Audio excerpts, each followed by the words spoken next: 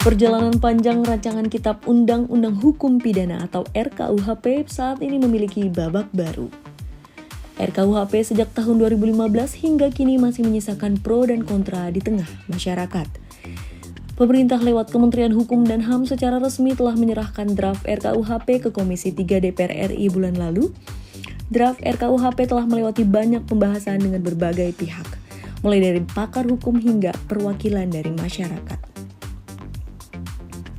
Sementara itu, tim pembahasan RKUHP telah mengkaji dan menyesuaikan isu krusial RKUHP diantaranya the living law atau hukum pidana adat, pidana mati, penghinaan terhadap presiden dan wakil presiden, menyatakan diri dapat melakukan tindak pidana karena memiliki kekuatan gaib, unggas dan ternak yang merusak kebun yang ditaburi benih, tindak pidana contempt of court, serta penodaan agama.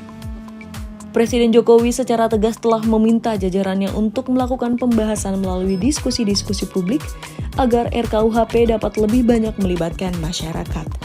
Dengan begitu tentunya membuktikan pemerintah secara sungguh-sungguh menginginkan RKUHP menjadi produk hukum untuk kita semua. Baik, Assalamualaikum warahmatullahi wabarakatuh. Shalom, Om Swastiastu, Namo Buddhaya, Weite Tung Tien, salam kebajikan. Kembali lagi bersama kami di sini di Pancasila TV, di sebuah serial channel YouTube yang membahas tentang dialog-dialog dengan tema-tema kebangsaan. Nah, pada kesempatan kali ini telah bergabung bersama kami di sini ada Prof. Ade Saptomo. Mungkin kita sapa dulu, Prof. Apakah bisa mendengar suara saya dengan jelas? Sudah dengar clean. Baik, Prof. Nah, mohon izin Prof, saya Dodi Abdallah akan memandu perbincangan singkat kita pada malam hari ini. Nah, malam ini kita akan bincang-bincang soal hal yang sehari-hari kita dengar, yang sehari-hari kita mungkin kita jalankan dan kita patuhi. Kita akan bahas tentang temanya hukum ini, Prof, malam ini. Nah, kita tahu negara kita ini negara Pancasila ideologinya, kemudian segala sesuatu hal yang berjalan di negara ini diatur berdasarkan hukum. Nah, salah satu hukum yang mengatur itu tentang ada namanya kan Kitab Undang-Undang Hukum Pidana atau KUHP. Nah, sedangkan yang namanya hukum itu kan buatan manusia, Bro. Jadi dia apa ya bahasanya? Harus selalu di-upgrade mungkin atau harus selalu disesuaikan dengan perkembangan zaman. Yang tidak bisa dirubah itu kan hanya hukum agama. Kalau hukum negara masih bisa dirubah-rubah, disesuaikan gitu kan, Bro. Nah, belakangan ini kan ada perbincangan ramai tentang salah satu hukum kita yaitu KUHP yang mau bahasanya mau di-upgrade lah gitu, Prof ya. Nah, emangnya mungkin menurut Prof gimana? Apakah memang KUHP kita itu sudah bahasanya apalah jadul atau gimana, Prof? Menurut pandangan Prof Ade gimana, Prof? Ya, terima kasih atas undangannya ya untuk mendiskusikan terkait dengan KUHP dan RKUHP yang akan disahkan di masa-masa mendatang ini ya. Kalau pertanyaan yang seperti itu, mungkin mahasiswa-mahasiswa baru aja udah dapat mengatakan itu sudah terlalu lama ya, terlalu lama. Kalau bahasanya jadul ya mungkin jadul juga gitu ya. Begini, secara teoritik ya, secara teoritik sebuah undang-undang yang baik itu adalah produk yang tidak terlepas dari faktor sosial, budaya, tempat di mana hukum itu diproduk gitu ya. Nah, kalau melihat dengan pandangan seperti itu, maka KUHP yang terjemahan dari Strafrecht asal usulnya dari Belanda, nah itu sudah jauh dari teori atau konsep yang saya kemukakan tadi. Itu secara teoritik ya. Kemudian secara material, materi pasal-pasal itu memang akan pas kalau diterapkan kepada masyarakat atau warga masyarakat di mana undang-undang dimaksud itu diterbitkan dan diberlakukan. Berarti warga masyarakat Belanda kan begitu. Karena itu ada di negeri-negeri kontinental. Nah, ketika itu dibawa ke Indonesia, ya terlepas dari waktu KUHP diberlakukan, Indonesia itu negara kepulauan yang terdiri dari Nusantara ya, antar nusa, jadi nusa-nusa pulau-pulau ini. Nah, sementara historicalnya itu diberlakukan di negeri benua atau negeri daratan tepatnya.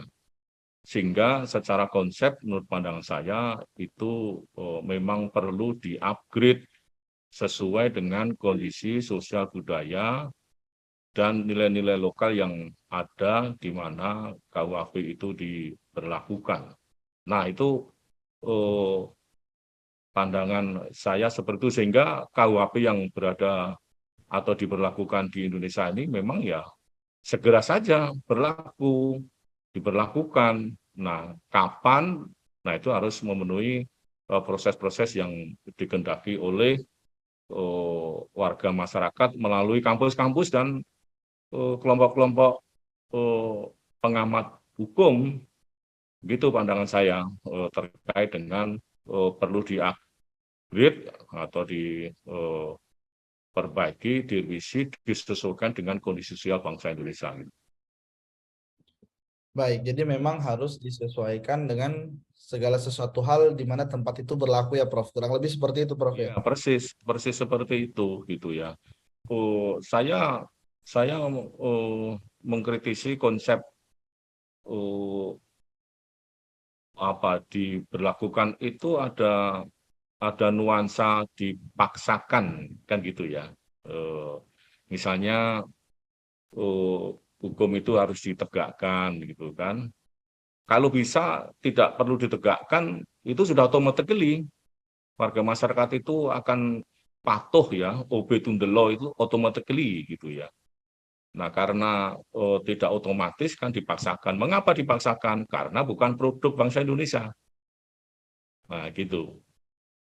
Itu pandangan saya ya. Kalau di-upgrade ya tentulah sesuai dengan zamannya juga gitu. Betul, Itu Prof. Mas. Nah, sekarang ini kan yang ramai ada beberapa hal yang ramai sih dari RKUHP ini atau updatean dari KUHP yang lama. Salah satunya mungkin yang lumayan bahasanya apa ya, yang berisik lah, yang di media itu di mana-mana itu disebutin soal pasal penghinaan presiden gitu kan. Mungkin banyak yang salah paham soal menghina dan mengkritik gitu kan. Mungkin ada beberapa kalangan yang takutnya katanya itu akan membawa kita kepada apa bahasanya, mengkikis demokrasi. Jadi takutnya itu kemudian membungkam suara-suara. Tapi kan mungkin ada yang kemudian mengatakan bahwa kita kan harus bedakan mana mengkritik, mana menghina. Dengan budaya Asia, dengan budaya Nusantara Indonesia kita, kritik dan menghina itu jelas punya garis perbedaan yang kelihatan gitu kan. Itu dua hal yang sangat berbeda. Nah, menurut Prof sendiri bagaimana, Prof, terkait pasal-pasal tersebut? Ya, ini di kampus-kampus juga dibicarakan ya, baik secara formal maupun informal gitu ya. Dan di luar kampus juga dibicarakan. Memang gaungnya semakin santer ya. Misalnya di asosiasi pimpinan perguruan tinggi itu negeri maupun swasta maupun asosiasi pengajar yang terkait dengan hukum tata negara gitu ya. Itu kondisi yang dapat saya amati ya. Yang kedua adalah saya punya pengalaman ya, sudah punya pengalaman waktu tahun 89-90 itu saya hidup di London.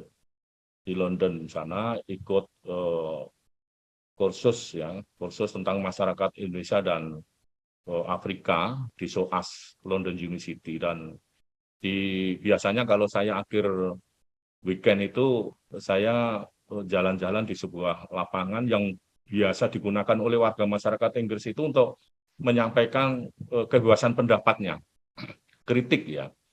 Nah, kritik-kritik itu bisa saat itu maaf PM Margaret Thatcher gitu, itu juga dikritik itu dengan gambar-gambar yang kalau untuk kondisi bangsa Indonesia sangat tersinggung gitu ya.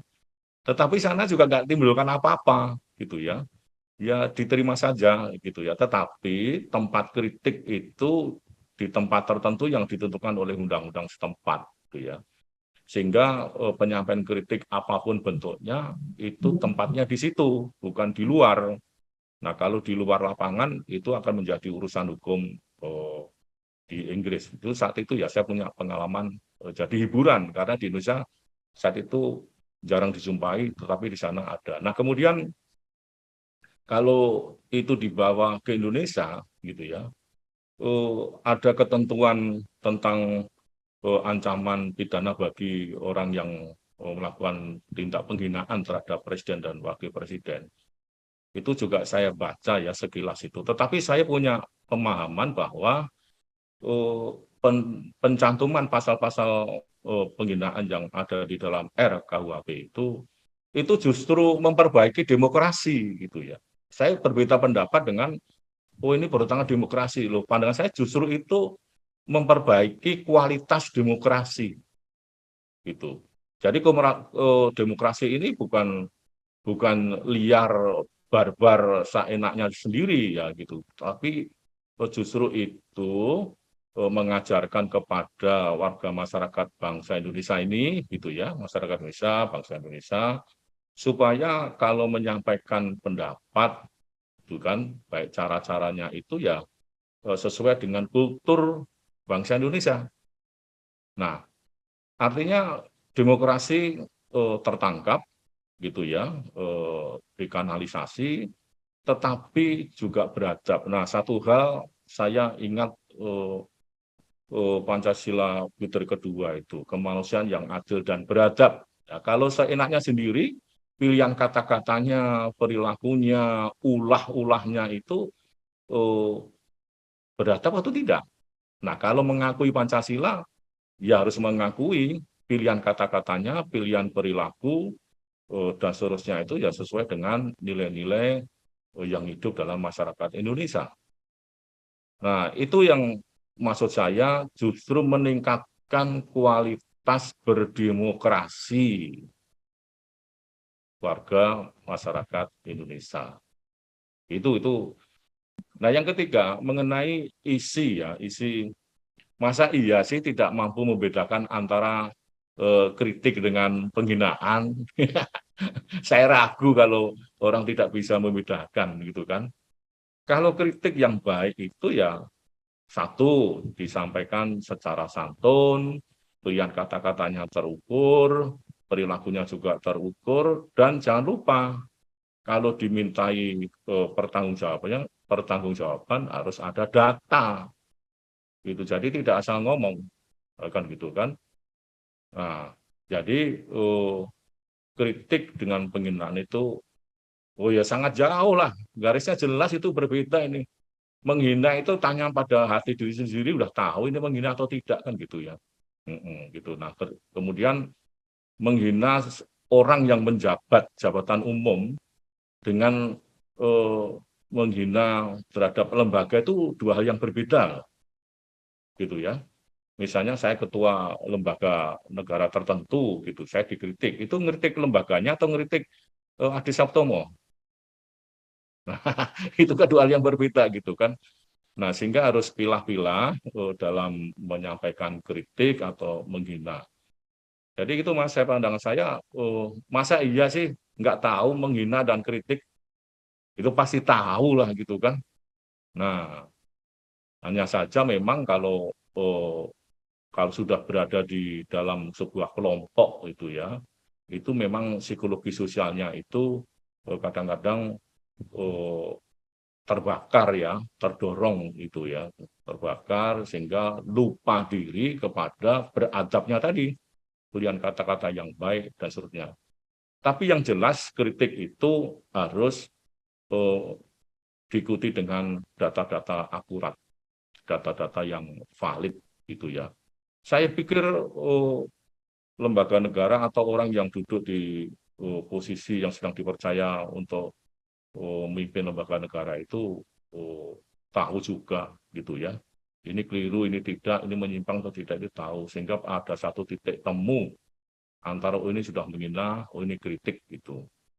Itu Mas menurut pandangan saya gitu ya. Baik, Prof. Perbedaan Tadi antara kan menghina Prof dan juga kritik udah jelas. beda lah orang mau ngatain sama mau mengkritik.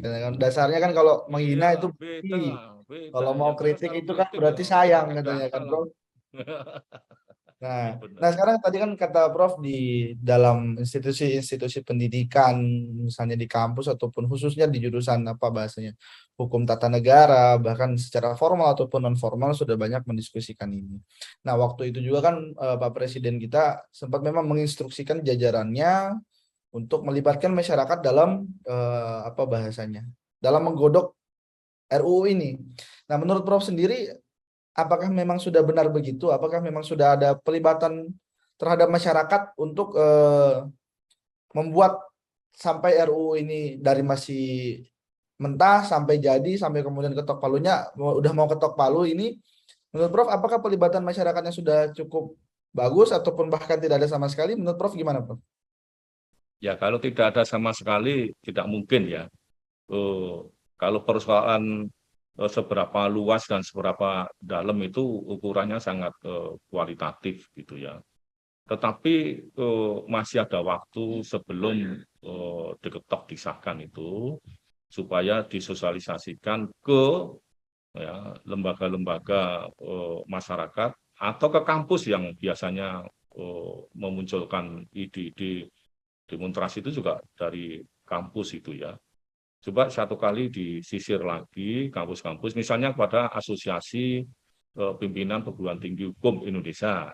Nah, itu dulu kan ketua umumnya saya. Di situ pada ahli-ahli HTN itu dari Sabang sampai Merauke, sampaikan ke eh, diundang atau pertemuan dengan APPDAI.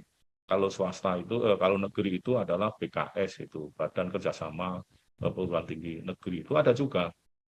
Nah, sehingga asosiasi-asosiasi pengajar hukum tertentu itu kan ada di bawah pimpinan dekan. Nah, pada saat sosialisasi di situ, ahli-ahli itu akan kumpul ikut menyuarakan, gitu kan? Itu satu. Yang kedua, kepada lembaga-lembaga LSM yang memang sejak awal didirikan untuk mengkritisi, terkesannya begitu ya, itu disampaikan. Namun jangan berlarut-larut, gitu ya. Tidak akan selesai-selesai. Ini harus terukur. Nah, kalau sudah dilakukan dengan melalui asosiasi-asosiasi yang dimaksud, kemudian disahkan misalnya, masih ada suara-suara, ya saluran hukumnya kan ada, gitu ya. Ya silakan judicial review ke Mahkamah Konstitusi, apakah bertentangan dengan Undang-Undang Dasar 45, gitu ya. Nah, itu masih ada ruang-ruang yang beradab maksud saya ya, yang on the track, on the legal track gitu. Nah, sehingga tidak perlu ribut-ribut yang harus merusak tatanan nilai dan apalagi merusak properti-properti yang dibangun atas dasar kekayaan uang dari rakyat kan gitu. Jadi saya sependapat silahkan sosialisasi pasal-pasal yang masih menjadi perbincangan, tetapi harus ada batas waktunya, dan kalau sudah disahkan, sudah ketok palu, maka masih ada ruang untuk, nah gitu kan, untuk mengkritisi. Yang mengkritisi yang beradab itu yang melalui saluran-saluran yang sedia kan gitu. Sehingga selalu tidak ribut aja gitu kan. Kalau ribut terus itu Pancasilanya di mana gitu kan. Jadi semua dilakukan koridornya adalah nilai Pancasila. Bukan karena saya berasal dari Universitas Pancasila. Ya memang itu yang harus dijadikan kisi-kisinya yang menjadi pagar-pagar gitu ya. Oh, saya demonstrasi misalnya gitu ya, menyampaikan pendapat, saya harus ingat kepada ketuhanan yang maha esa gitu ya. Kemudian harus memperhatikan kemanusiaan yang adil dan beradab, harus memperhatikan ini menjaga persatuan dan seterusnya begitu ya. Di situ saya yakin kalau itu sudah terlembaga dengan baik ya, itu negara lain itu akan noleh, apa, eh, merujuk gitu ya, merujuk, oh ini rakyat Indonesia, warga masyarakat Indonesia seperti itu, sehingga menjadi nilai sendiri bisa menjadi pedoman, menjadi tolehan negara-negara lain. Itu kehendak ideal saya ya, itu seperti itu ya pandangan saya. Saya jadi pimpinan ini udah tahu ketika saya menjadi dekan itu, demo mahasiswa itu 2 kali itu setahun, bulan Mei sama Oktober. Kalau Mei menggunakan tema pendidikan itu, kebangkitan pendidikan itu ya. Kemudian kalau Oktober Sumpah Pemuda itu. Saya sudah tahu itu bulan-bulannya. Gitu kan. Nah, sepanjang itu data benar, itu welcome saja, mari kita diskusikan. Itu saya punya pengalaman, dan pilihan kata-kata yang buruk itu ya saya panggil, gitu kan, apa maksudnya, gitu kan. Nah, sedikit banyak atau besar kecil saya merasakan demo-demo seperti itu, dan mahasiswa tempat saya juga sebagai penyumbang demo itu kalau keluar itu. Tapi saya wanti-wanti gitu ya, ingatlah Anda membawa nama Pancasila gitu kan. Itu Mas. Siap. Kalau kata dokter tadi, apa Pak Profesor tadi, saya cukup apa ya, menggarisbawahi, kalau ribut terus Pancasilanya di mana gitu. Itu kalimat Ya yang keren benar. itu. Sebentar lagi saya mau upload status WA pakai kalimat itu nanti, Prof. Nah, gini Prof. Nah, sekarang kan kalau pandangan Prof tadi soal RKUHP ini, nah menurut Profesor sendiri kira-kira apakah sudah perlu dipercepat, didorong, ataupun masih harus dimatangkan lagi atau gimana, Prof? Begini ya, toh akhirnya juga diundangkan gitu ya, toh akhirnya.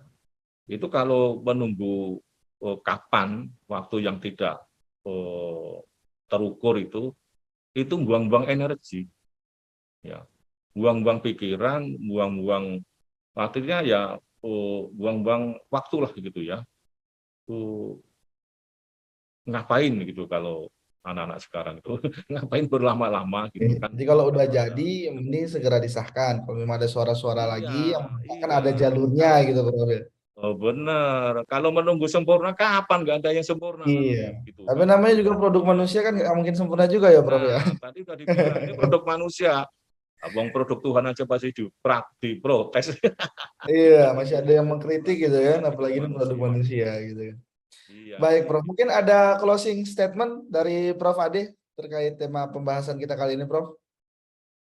Ya, saya menyampaikan sebagai berikut ya, bahwa eh, penempatan pasal-pasal penghinaan yang memiliki sanksi pidana itu jangan diartikan selalu negatif, destruktif gitu ya. Tetapi menurut pandangan saya dimaknai sebagai peningkatan kualitas demokrasi.